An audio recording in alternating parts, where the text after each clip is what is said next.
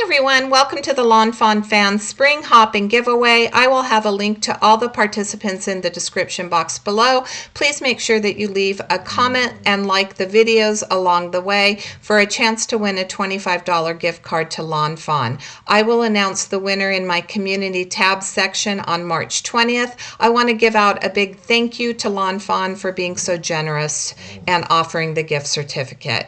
Here is the new spring release, some of the products that I'm using from that release. I have the Flop Rub-a-Dub-Dub. You Goat This. I'll be using the frog, the jumping frog from the Beary Rainy Day.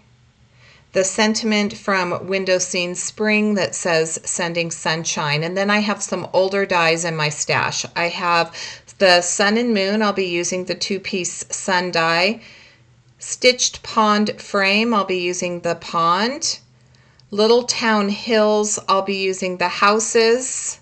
And finally, I have the Flower Hillside pop-up, and I'll be using those flowers. I did want to mention that I do have a piece of Canson XL watercolor paper that's cut to 4x9, and I'm using several different types of sprays.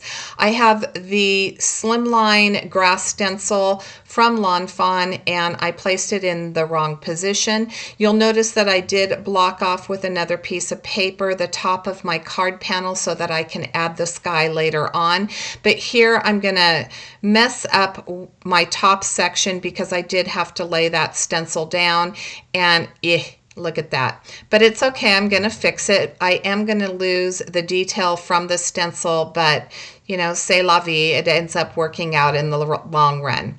You might be wondering why I decided to use that mustard color in the background. So my first spray was from Prima. It's called Color Blooms, and it was a mustard, which is a yellow, and then I added some emerald color blooms over the top. You can see that I did spritz it with a little bit of water. These are water reactive like the other sprays that I'll be using. I wanted to show that a lot of these sprays will play very nice together. So here I'm bringing in some Distress Oxide in Speckled Egg, and then I'm going to add a little bit of Salvaged Patina, and then I'll go back to the bottom and add that vibrancy back in with Leaf Green, which is Chroma Mist from BRUTUS MONROE. So back to the yellow. At the beginning of spring, the grass is typically brown, and when the grass starts growing, obviously you are going to have a little bit of brown mixed with the green, and I felt like that mustard was going to give me that spring effect for the grass, which is why I went with that yellow undertone. I'm going to add a little bit of water, and that's going to allow me to pick up some more of that ink, and as you can see, now I have that undertone, that base layer that I laid down to begin with. So instead of starting with a vibrant color, I started with my more muted colors, added some water, and then used my microfiber cloth to lift some of that up. I have the two pieces for the sun. I am going to add a little bit of foam tape behind this to add some dimension, and I wanted the vibrancy, so I went ahead and started with the mustard, and then I added the BRUTUS MONROE Tangerine to get that vibrant orange of the sun. These Color Bloom sprays, I did have them up on the screen. The first one was Cobalt. The second one was Sky Blue, I believe. I hadn't used them in quite a while, so I got more of a splatter with it, but you could see that I did get them going, and I added it a little bit more heavily, and then I dried it with my Ranger heat tool. For my flowers, I started with Twisted Citron at the base of the flower where the leaves were, and then I'm going to add the Saltwater Taffy to my tulips, Villainous Potion to the other flowers. I did use some painter's tape just to block off the areas so that I didn't mix my colors, because I am a messy crafter and that definitely would have happened to me. I did snip off those flowers because you can see that I did go with a single layer for my background, and now I'm going to start adding my additional pieces. So here is my pond. I'm just trying to figure out the orientation I want. I did add the foam tape to my sun, and I'm going to add these flowers. I poked out the holes from the purple flowers, and I'm allowing the green from the grass to be the center color for them. Now you certainly could color those back up and insert them, but I just felt like the green was perfect and there was no need for me to add that detail. I'm going to straighten these out because I do want them to go in order of tulip purple, tulip purple. I don't know what that flower is. What can we call that? A violet maybe? So anyway, I wanted to have that pattern, and then I'm going to trim down the area where I have the overlay from my pond. As I mentioned, this is going to be 4x9, and I am going to trim this down eventually. So I wanted an 1/8 of an inch border, so it's just slightly smaller than 8 3/4, or it's slightly larger than 8 3/4, just an 1/8 of an inch once I cut that down. I'm using a cloud stencil and some Faded Jeans ink to add some clouds to my sky.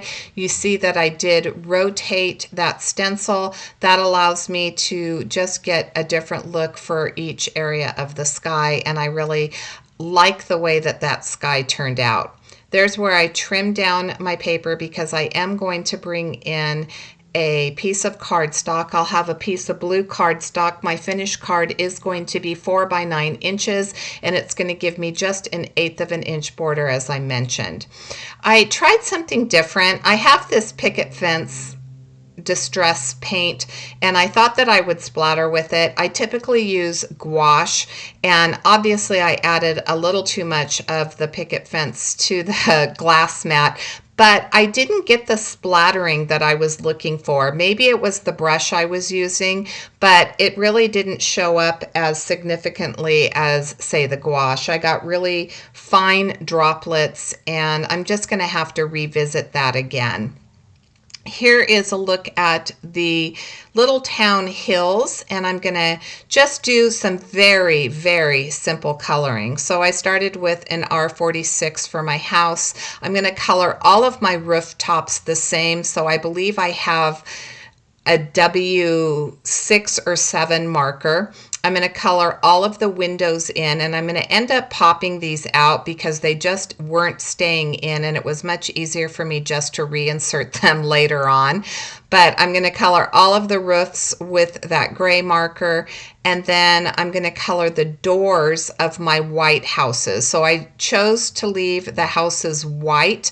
This is not Canson XL watercolor paper, so this is just some probably accent opaque. I just used some spare paper that I had in my stash, and I'm using my Copic markers to color. I only used the watercolor paper when I was using sprays and water. So I'm going to color those doors red, and then I'm going to color the door on the red house with that yellow that you see, and then I'm going to snip these down just like I did with the flowers. So I did color all of my images off screen, and I did that for the sake of time to make sure that you would have plenty of time to stop at each channel on the hop. I want to thank you so much for supporting my channel.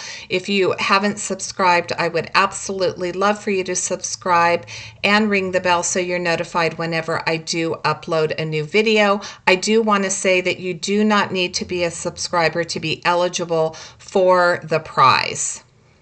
So I'm adding my houses to the top. I'm going to put those windows back in. You can see that I chose to cover up the grass because I didn't get the stenciling at the bottom. I just decided to forego that detail, so I just covered that up basically with the houses. These are the ducks and the duckling from Rub-a-Dub-Dub. All of my images do have foam tape since I went with a I didn't add any hillsides or anything to the card panel. I thought that I would add just a little bit of dimension to each of my little animals and go with more of a farm type scene for this card that has just that touch of dimension. I am going to not use that one chick. I'm going to readjust some things right here. I tried to use both of them, but I just thought it looked awkward. So I'm going to move my Papa Goat up just a little bit. I'll add my chick to the bottom right here, and I do like that layout just a little bit better. And I'm going to try to add it back in and say, nope, I don't like it. So I've added some double-sided tape to the back of this because, number one, I did add so much spray to this. I want to make sure that it lays nice and flat. As I mentioned, this is the background panel that is cut to 4 by 9 inches. I'm just going to have that little 1/8 of an inch border to kind of break everything up, and then I'm going to add my sentiment. So I'm doing surgery here. I wanted this sentiment to stack. I didn't think that it fit the composition for me to have it all the way across the top in one row. So I cut it in half, and then I'm using a piece of acetate in my MISTI to make sure that I have my sentiment cut straight.